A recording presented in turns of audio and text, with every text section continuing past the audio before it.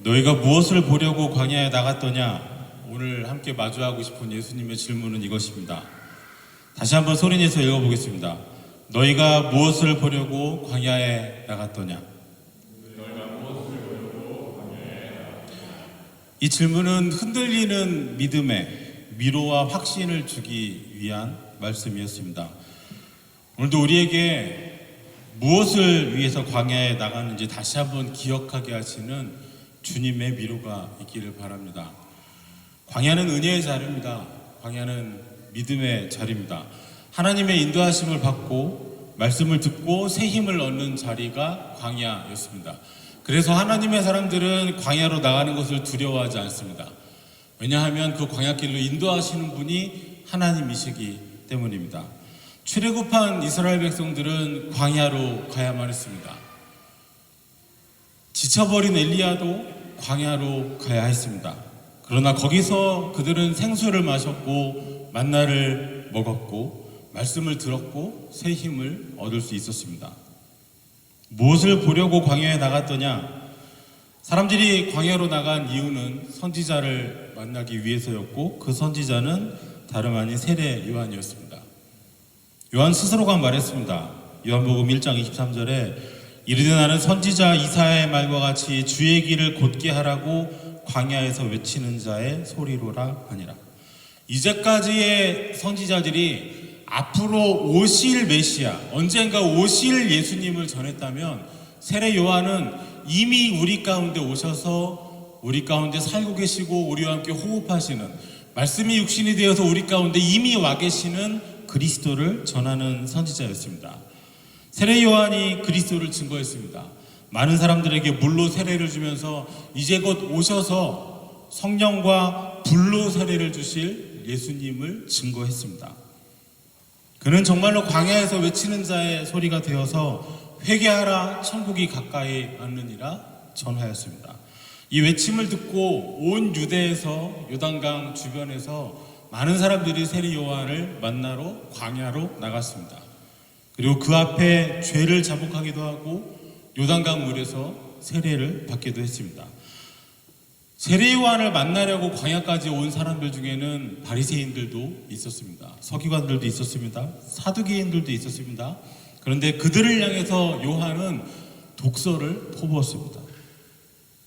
요한이 많은 바리새인들과 사두개인들이 세례 베푸는 데로 오는 것을 보고 이르되 독사의 자식들아 누가 너희를 가르쳐 임박한 진노를 피하라 하더냐.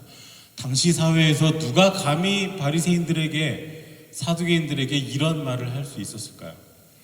자신들은 아브라함의 후손이니까 신앙적인 권력을 가지고 있으니까 정점에 서 있으니까 당연히 의인들이고 심판이 없고 하나님의 특별한 은혜, 특별한 사랑을 더 많이 받고 있다고 자부하는 사람들에게 세례 요한은 당신들이 누리고 있고 가지고 있다고 생각하는 그것이 아니라 회개에 합당한 열매가 있어야만 한다고 증거했습니다. 이미 도끼가 나무 뿌리에 놓였다고. 좋은 열매가 없으면 그 나무를 찍어 베어버리기 위한 도끼가 이미 그 뿌리 곁에 놓여 있다고 회개하라고 거침없이 전했습니다. 갈릴리 지역을 다스리는 헤롯 왕을 향해서도 세례 요한은 말씀을 증거했습니다. 마태복음 14장 3절부터 보시면 전에 헤롯이 그 동생 빌립의 아내 헤로디아의 일로 요한을 잡아 결박하여 옥에 가두었으니 이는 요한이 헤롯에게 말하되 당신이 그 여자를 차지한 것이 옳지 않다 하였습니다. 헤롯이 결혼을 했습니다. 당시에 갈릴리 지방을 다스리던 헤롯이 본인의 이복 형제인 빌립의 아내를 자기 아내로 맞이했어요. 참 지저분하고 부정한 결혼이었습니다. 왕이 집요하게 권력을 이용해가지고 자기 동생의 아내를 빼앗은 게 아니고요. 헤롯은 20년 넘게 함께 살았던 아내를 버렸고 또 헤로디아라는 여인도 본인의 남편을 버리고 헤롯과 결혼을 해버렸어요. 특히 헤로디아는 이 왕위의 후계 다툼에서 밀려나서 다음 왕이 될 수도 있는 사람이 이제는 밀려나서 평민이 되어버린 자기 남편을 버리고 비록 땅의 일부지만 일부라도 받아서 로마의 인정을 받고 있는 헤롯과 결혼하기 위해 남편을 버린 것이죠. 세례 요한이 이 두 사람의 결혼에 대해서 옳지 않다 하였습니다. 그리고 헤롯과 헤로디아가 세례 요한을 감옥에 가둬버렸습니다. 오늘 본문은 감옥에 갇혀있는 세례 요한이 죽임당하기 전에 예수님께 사람들을 보내서 질문을 한 내용이죠. 갇힌 몸이라 직접 예수님을 만나지 못하니까 제자 두 사람을 보냈습니다. 묻습니다.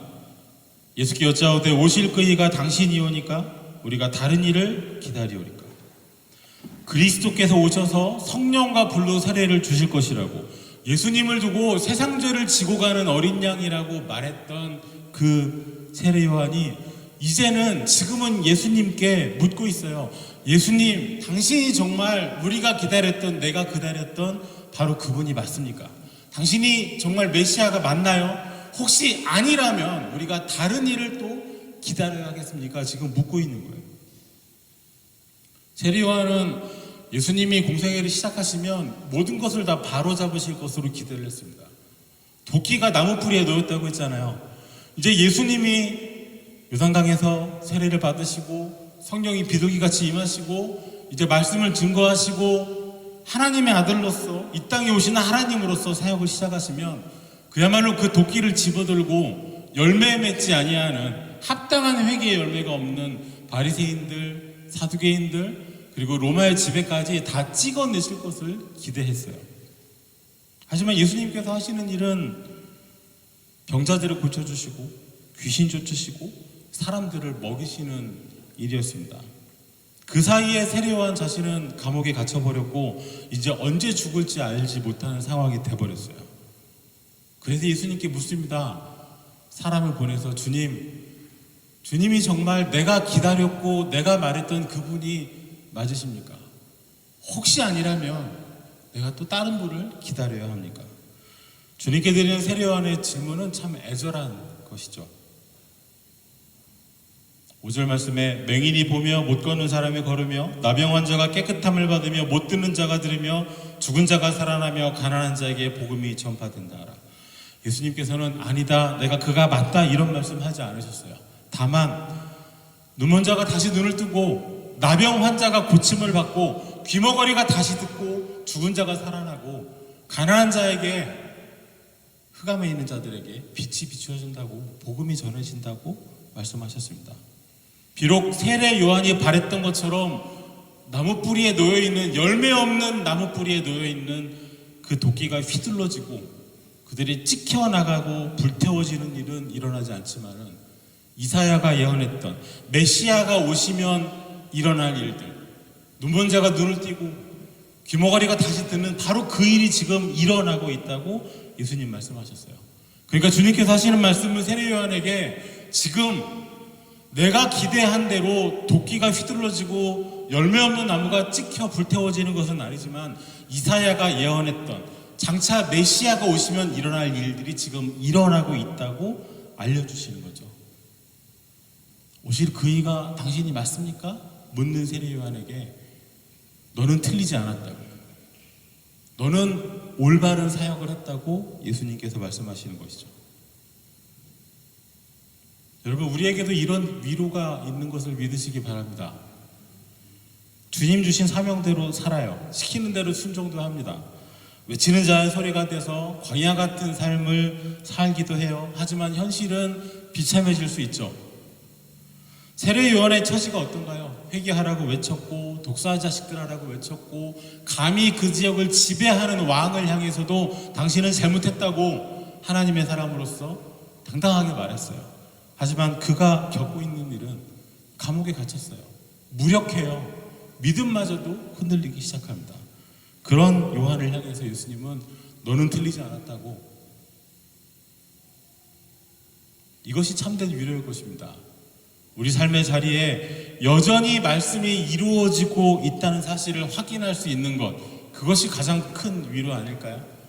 내가 갖고 싶은 거 갖고, 내가 이루고 싶은 것 이루고, 내가 원하는 것, 내가 풀고 싶었던 것, 그것 다 풀리는 것, 그것만이 아니라 하나님 말씀대로 살아갈 때, 하나님 자녀로서 믿음 지키면서 세상 살아갈 때 어려운 일 겪고 있을지라도 고통 가운데 있을지라도 하나님께서 우리에게 말씀하시는 거예요. 너희는 틀리지 않았다고. 너희가 말씀대로 살고 있는 것이 옳다고, 이렇게 살아야 한다고 말씀해 주시는 것. 여기서 위로를 얻을 수 있으면 좋겠습니다. 7절 말씀이 이렇게 시작합니다. 그들이 떠남에 예수께서 무리에게 요한에 대하여 말씀하시되. 왜 예수님께서는 이제 무리를 향해서 말씀을 하실까요? 예수님을 따르는 무리 중에는 전에 세례 요한을 따랐다가 요한이 보라 세상죄를 지고 가는 하나님의 어린 양이라 말하는 그 예수님을 따르게 된 사람들이 많이 있었습니다. 요한의 말을 듣고 예수를 따르는 두 사람 중에 하나는 시몬 베드로의 형제 안드레라. 안드레가 여기에 포함될 정도입니다. 안드레도 원래는 세례 요한을 따르다가 요한의 말을 듣고 예수님을 믿기 시작을 했어요.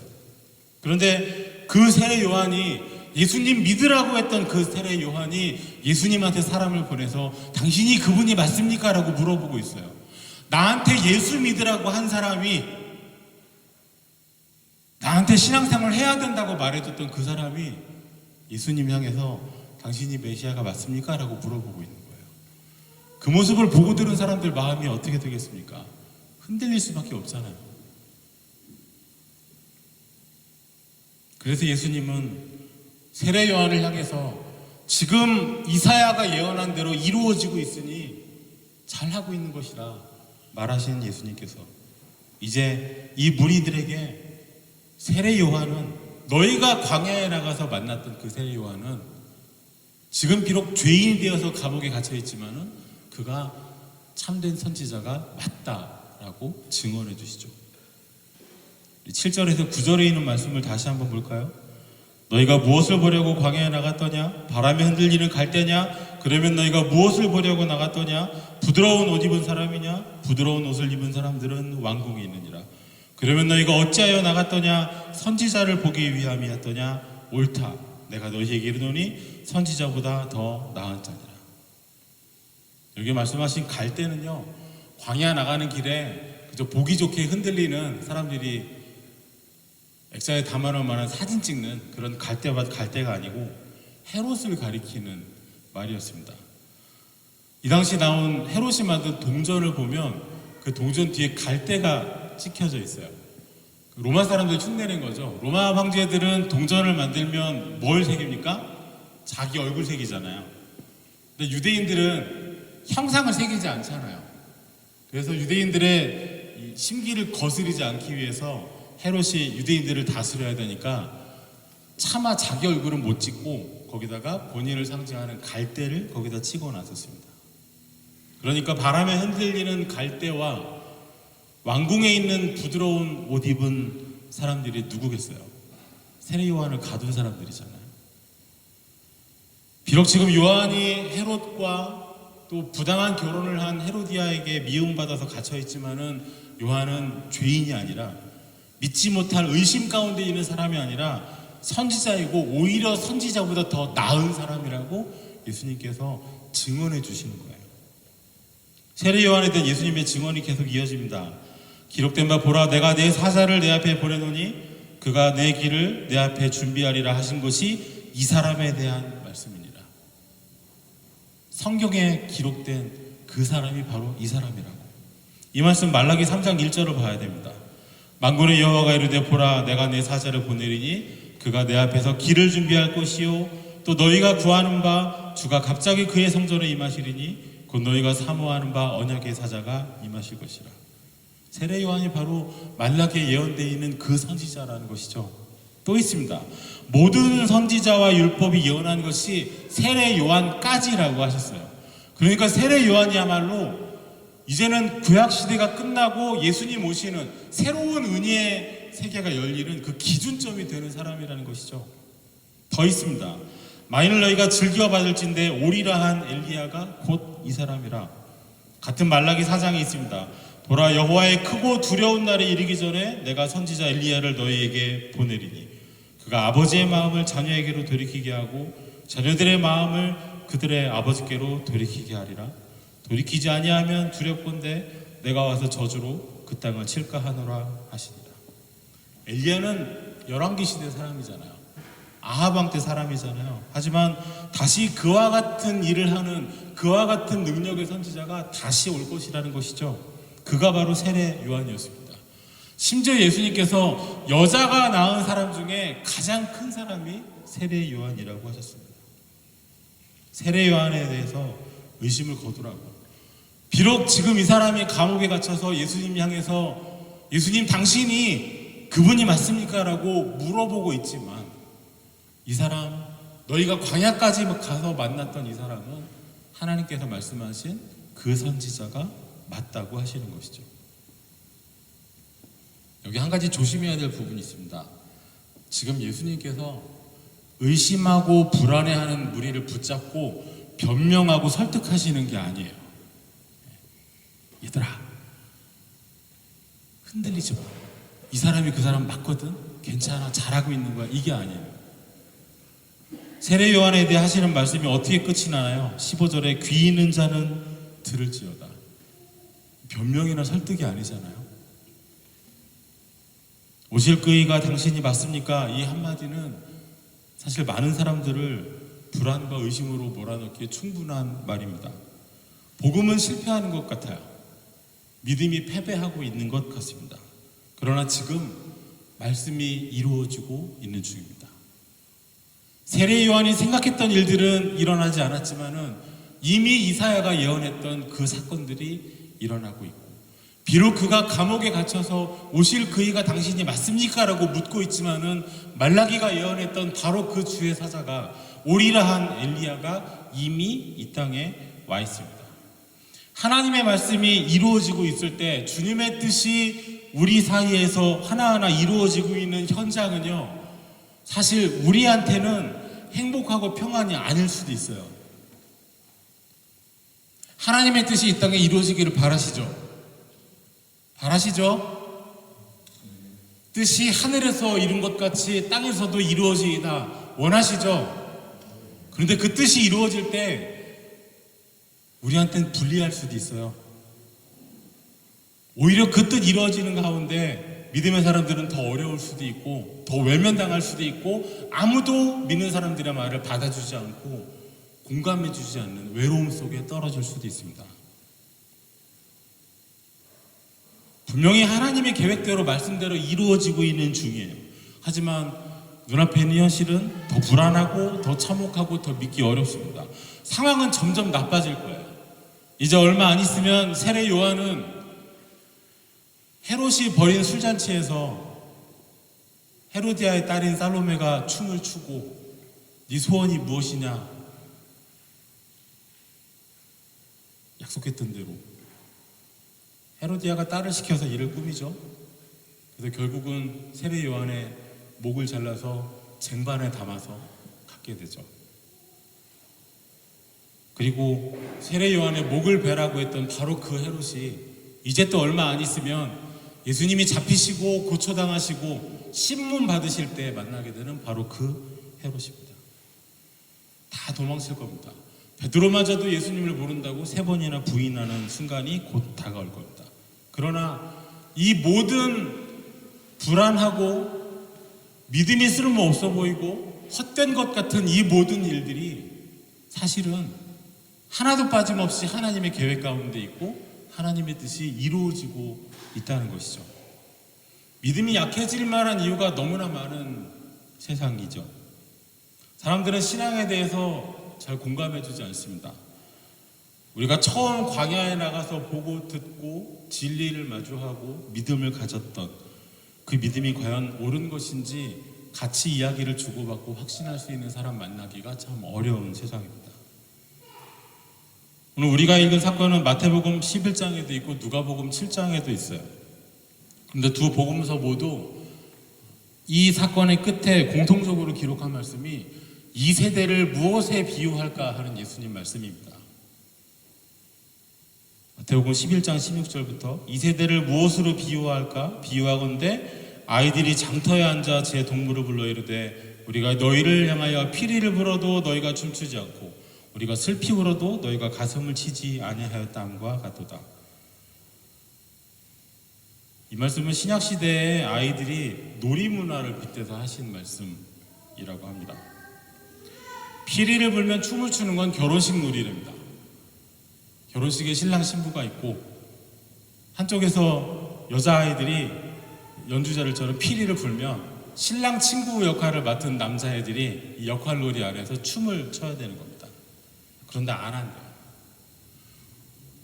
우는 것은 장례식 놀이입니다. 왜 장례식으로 놀이를 하는가? 워낙 전쟁도 많고 식민지 사회이기 때문에 그런 놀이를 했다는데요.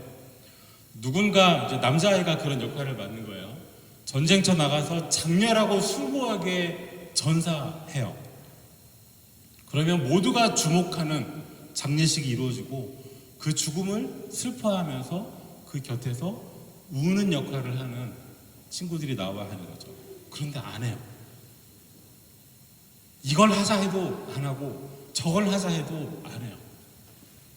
세례 요한이 와서 광야에서 제대로 먹지도 않고 입지도 않고 낙타 털을 뜯어서 만든 옷을 입고 메뚜기를 잡아먹고 바위 사이에 있는 벌집에서 꿀을 건져서 먹고 사니까 세례 요한을 두고 귀신 들린 사람이라고 그랬습니다. 아무도 믿어주지 않았어요. 예수님이 오셔서 먹고 마시고 죄인들과 함께 식사를 하시니까 그때는 예수님이 죄인들과 함께하는 이다 하면서 예수님을 또한 영접하지 않았습니다. 세례 요한은 이래서 못 믿을 사람이고 예수님은 이래서 믿을 수 없는 분이고 믿음의 균열이 생길 만한 신앙의 회의가 들 만한 충분한 불행이 넘치는 이유가 우리를 둘러쌀 때가 있습니다. 아무도 우리의 믿음을 이해해주지 않고 믿음의 사람들이 믿음의 선택을 한 것에 박수를 쳐주기는커녕 상황이 이런데도 아직도 예수 타령이냐고 언제적 교회를 아직도 믿고 있느냐고 대놓고 회의를 드러내는 사람들도 있습니다. 이럴 때 우리 처음 믿음의 걸음을 떼었을 때 그때를 기억하면 좋겠습니다. 우리가 처음 우리 신앙의 광야에 나아가서 세상의 모든 소음을 차단하고 아무것도 없는 광야에 나아가서 주님의 말씀을 대면하였을 때 우리가 주님과 1대1로 인격적인 만남을 가지고 진리를 깨닫고 말씀 안에 서게 되었을 때 우리가 처음 광야에서 이스라엘 백성들처럼 엘리야처럼 은혜를 입었을 때 그때 우리가 보았던 것, 그때 우리가 들었던 말씀들을 기억해낼 수 있으면 좋겠습니다. 너희가 무엇을 보려고 광야에 나갔더냐? 여러분은 무엇을 보려고 광야에 나가셨었나요? 우리가 처음 하나님의 인도하심을 따라 광야에서 보았던 우리가 한때는 출애굽한 이스라엘 백성들처럼 생수를 마셨던 그 경험들, 만나를 먹었던 그 신앙적인 체험들, 또 그 가운데 말씀하시는 그 적막함 가운데 우리 안에 울려지는 주님의 음성을 들었던 그때를 다시 한번 기억할 수 있으면 좋겠습니다. 그래서 우리 신앙이 회의가 가득하고 외면이 비난이 믿음의 사람들을 둘러쌀 때 우리가 무엇을 위해 광야에 나갔었는지 기억하고 새 힘 얻을 수 있으면 좋겠습니다. 기도하겠습니다. 주님 감사합니다. 우리 살아가는 자리에 주님 말씀이 이루어지는 것을 보게 하옵소서. 주님의 뜻이, 주님의 계획이 나 사는 날 동안에 나 서 있는 곳에서 이루어짐을 볼 수 있게 하여 주옵소서. 주님의 뜻 이루어지는 그때에 우리 삶이 힘겹고 어려울지라도 여전히 말씀이 이루어지고 있다는 그 사실에서 천국의 위로를 갖게 하여 주옵소서. 예수님 이름으로 기도하옵나이다.